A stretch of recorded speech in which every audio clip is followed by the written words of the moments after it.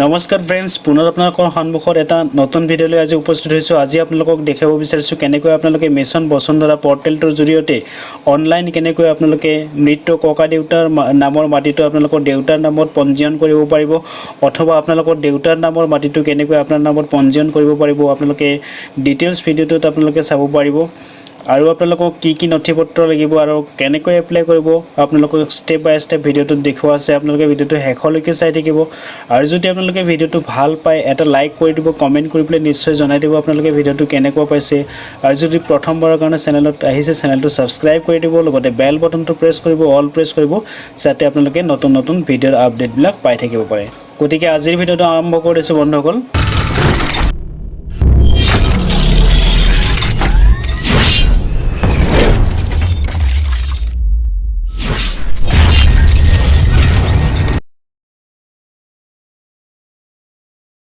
প্ৰথমতে আপোনালোকে basundhara.assam.gov.in official ৱেবছাইটটো আপোনালোকে খুলি ল'ব। খোলাৰ পিছতে আপোনাৰ লেংগুৱেজ যিটো আছে লেংগুৱেজটো আপোনালোকে অসমীয়াত চিলেক্ট কৰি ল'ব। যদি আপোনালোকে ইংলিছত কমফৰ্টেবল হয় তেতিয়াহ'লে আপোনালোকে ইংলিছতো চিলেক্ট কৰাই ল'ব পাৰে। তাৰপিছত আপোনালোকে তললৈ যাব। তললৈ যোৱাৰ পিছত এতিয়া আপোনাৰ সেৱাসমূহৰ তালিকাত যিটো আছে উত্তৰাধিকাৰৰ অধিকাৰৰ জৰিয়তে আপোনালোকে নাম পঞ্জীয়ন যিটো আছে এইটো আপোনালোকে চিলেক্ট কৰিব। আৰু ইয়াতে আপোনাৰ প্ৰয়োজনীয় নথিপত্ৰ কি দৰকাৰ হ'ব সেইটো আপোনালোকক ডিটেইলছ ইয়াতে দিয়া আছে। ইয়াতে আপোনাৰ মৃত্যু পাট্টাদাৰৰ মৃত্যুৰ প্ৰমাণপত্ৰখন বাধ্যতামূলক আৰু নিকট আত্মীয়ৰ প্ৰমাণপত্ৰ, নহ'লে আপোনাৰ গাঁও প্ৰধান গাঁওবুঢ়াৰ এখন আপোনালোকে প্ৰমাণপত্ৰ দিব লাগিব। বা আপোনালোকৰ যদি চহৰ অঞ্চলৰ হয় তেতিয়াহ'লে ৱাৰ্ড সদস্য বা পৌৰসভাসমূহৰ কাৰ্যবাহী বিষয়াৰ পৰা প্ৰমাণপত্ৰ, নহ'লে ইচ্ছাপত্ৰৰ ক্ষেত্ৰত উপযুক্ত ন্যায়ালয়ৰ পৰা অপেক্ষা মুক্তি, নহ'লে মৃত্যু পত্ৰদাৰৰ সৈতে আবেদনকাৰীৰ সম্পৰ্ক উল্লেখ কৰা এখন হলফনামা বা আপোনাৰ এফিডেভিট থাকিব লাগিব। তাৰোপৰি আপোনালোকে পৰিৱৰ্তনৰ পৰা বাহিৰ হোৱা আন নিকট আত্মীয়ৰ সন্মতি যদি থাকে, এইটো আপোনাৰ অপশ্যনেল হয়, তেতিয়াহ'লে আপোনালোকে এইটো আপলোড কৰাব লাগিব।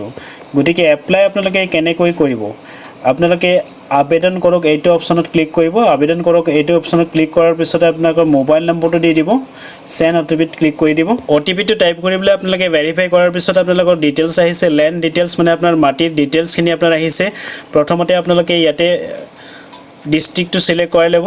ডিষ্ট্ৰিক্টটো চিলেক্ট কৰাৰ পিছত আপোনালোকৰ চাৰ্কেল যিটো আছে আপোনালোকৰ চাৰ্কেলটো আপোনালোকে চিলেক্ট কৰাই ল'ব। চাৰ্কেল চিলেক্ট কৰাৰ পিছতে আপোনালোকৰ গাঁও অঞ্চলৰ হ'লে আপোনালোকে ৰুৰেল চিলেক্ট কৰাব, যদি আপোনালোকৰ চহৰ অঞ্চলৰ হয় তেতিয়াহ'লে আপোনালোকে আৰবান চিলেক্ট কৰাব।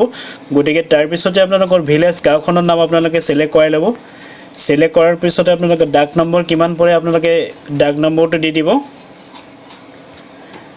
ডাক নম্বৰটো দিয়াৰ পিছতে আপোনাৰ তলত ডিটেইলছখিনি আপোনাৰ আহি যাব, কিমান বিঘা আছে, কিমান কঠা, কিমান লেচা আছে, ডিটেইলছখিনি আহি যাব। এইখিনি অহাৰ পিছতে আপোনালোকে নেক্সট কৰিব। নেক্সট কৰাৰ পিছত আপোনাৰ আহিছে এপ্লিকেণ্ট ডিটেইলছ।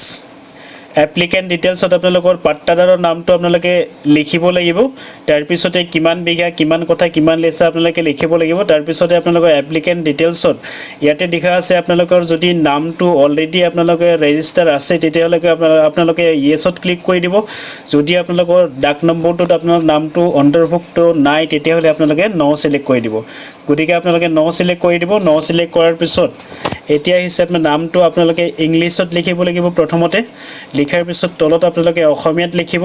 লিখাৰ পিছত আপোনালোকে জেণ্ডাৰটো চিলেক্ট কৰাই ল'ব, আপোনাৰ পুৰুষ হয় নে মহিলা হয় সেইটো চিলেক্ট কৰাব। চিলেক্ট কৰাৰ পিছত পুনৰ আপোনালোকে গাৰ্জেনৰ নামটো লিখিব ইংলিছত। লিখাৰ পিছত পুনৰ আপোনালোকে অসমীয়াত লিখিব। তাৰপিছতে আপোনালোকৰ ৰিলেশ্যন যিটো আছে ৰিলেশ্যনটো আপোনাৰ কি হয়, পতি হয়, পিতৃ হয়, যিটো হয় আপোনালোকে সেইটো চিলেক্ট কৰাই ল'ব। তাৰপিছতে আপোনাৰ ডেট অফ বাৰ্থ জন্মৰ তাৰিখটো আপোনালোকে সঠিককৈ লিখিব। আৰু আপোনালোকৰ এড্ৰেছত সম্পূৰ্ণ এড্ৰেছটো আপোনালোকে লিখিব, গাঁওখনৰ নাম, পোষ্ট অফিচ, ডিষ্ট্ৰিক্ট, পিনক'ড নম্বৰ সমস্ত লিখিব। তাৰপিছত আপোনাৰ মোবাইল নম্বৰটো অট'মেটিকেলি আপোনাৰ আহি যাব। তাৰপিছতে আপোনাৰ ছেভ এপ্লিকেশ্যনত ক্লিক কৰি দিব। ছেভ এপ্লিকেশ্যনত ক্লিক কৰাৰ লগে লগে আপোনালোকে নেক্সট কৰিব। নেক্সট কৰাৰ পিছত আপোনালোকৰ ডিটেইলছ আহিব, ডকুমেণ্টছটো আপোনালোকক দেখাব পৰা নাই কাৰণ আমাৰ ডিষ্ট্ৰিক্টত এতিয়ালৈকে আপডেট হোৱা নাই। গতিকে এইখিনি ডকুমেণ্টছত ক্লিক কৰাৰ লগে লগে আপোনালোকক দেখাব যে আপোনালোকে কিমান MB লৈকে আপোনালোকে কৰিব পাৰিব। মেক্সিমাম আপোনালোকে 2 MB লৈকে আপোনালোকে আপলোড কৰিব পাৰিব। আৰু আপোনালোকে PDF ফৰ্মতো কৰিব পাৰিব, PNG ফৰ্মতো আপোনালোকে কৰিব পাৰিব। আপোনালোকৰ ডকুমেণ্টছখিনি আপলোড কৰাই দিব। আপলোড কৰাৰ পিছতে আপোনালোকে ৰিভিউত ক্লিক কৰিব। ৰিভিউত ক্লিক কৰাৰ লগে লগে আপোনালোকে ডিটেইলছখিনি চাই ল'ব। আপোনালোকৰ কাৰেক্ট যদি আছে তেতিয়াহ'লে আপোনালোকে ছাবমিটত ক্লিক কৰি দিব। আৰু সাবমিটত ক্লিক কৰাৰ লগে লগে আপোনালোকৰ এটা এপ্লিকেশ্যন আইডি আপোনালোকে পাব একনলেজমেন্ট এখন পাব আপোনালোকে ডাউনলোডত ক্লিক কৰিলে আপোনালোকে ডাউনলোড কৰি ল'ব পাৰিব গতিকে এইখিনি কৰাৰ পিছত আপোনালোকে ডিটেইলছটো কেনেকৈ চেক কৰিব আপোনালোকে পুনৰ হোমলৈ যাব পুনৰ আপোনালোকে হোমলৈ যাব হোমলৈ যোৱাৰ পিছত তললৈ আহিব তললৈ অহাৰ পিছত আপোনালোকক দেখুৱাইছে ইম্পৰ্টেন্ট লিংকছ ইয়াতে আপোনালোকে মাই এপ্লিকেশ্যনত ক্লিক কৰি পেলাই আপোনালোকৰ এপ্লিকেশ্যনটো চেক কৰিব পাৰিব তাৰ পিছতে আপোনালোক ট্ৰেক এপ্লিকেশ্যন ষ্টেটাছ ইয়াতে আপোনালোকে ক্লিক কৰিব ক্লিক কৰাৰ পিছত আপোনালোকৰ এপ্লিকেশ্যন আইডিটো আপোনালোকে দি দিব দিয়াৰ পিছত সাবমিট কৰিব সাবমিট কৰাৰ পিছত আপোনালোকক ডিটেইলছখিনি আপোনালোকক দেখাব ষ্টেটাছটো কি আছে গতিকে এনেকৈ আপোনালোকে ডিটেইলছখিনি চাব পাৰিব আৰু যদি আপোনালোকে কিবা অসুবিধা পায় তেতিয়াহ'লে আপোনালোকে হেল্প ডেস্ক নম্বৰ যেটো আছে 1800345266 এইটো নম্বৰত আপোনালোকে কল কৰিব কল কৰিলে আপোনালোকক নিশ্চয় সহায় কৰা হ'ব গতিকে আজিৰ ভিডিওখিনি এখানে বন্ধুসকল আশা কৰিছো নিশ্চয় আপোনালোকে বুজি পাইছে নিশ্চয় আপোনালোকে ভাল পাইছে যদি আপোনালোকে ভিডিওটো ভাল পাইছে তেতিয়াহ'লে এটা লাইক কৰি দিব কমেন্ট কৰি পেলাই নিশ্চয় জনাই দিব আপোনালোকে ভিডিওটো কেনেকুৱা পাইছে আৰু যদি প্ৰথমবাৰৰ কাৰণে চেনেলটো আহিছে চেনেলটো সাবস্ক্ৰাইব কৰি দিব লগতে বেল বটনটো প্ৰেছ কৰিব অল প্ৰেছ কৰিব যাতে আপোনালোকে নতুন নতুন ভিডিওৰ আপডেটবিলাক পাই থাকিব পাৰে গতিকে আজিলৈ এবাৰে বন্ধুসকল ধন্যবাদ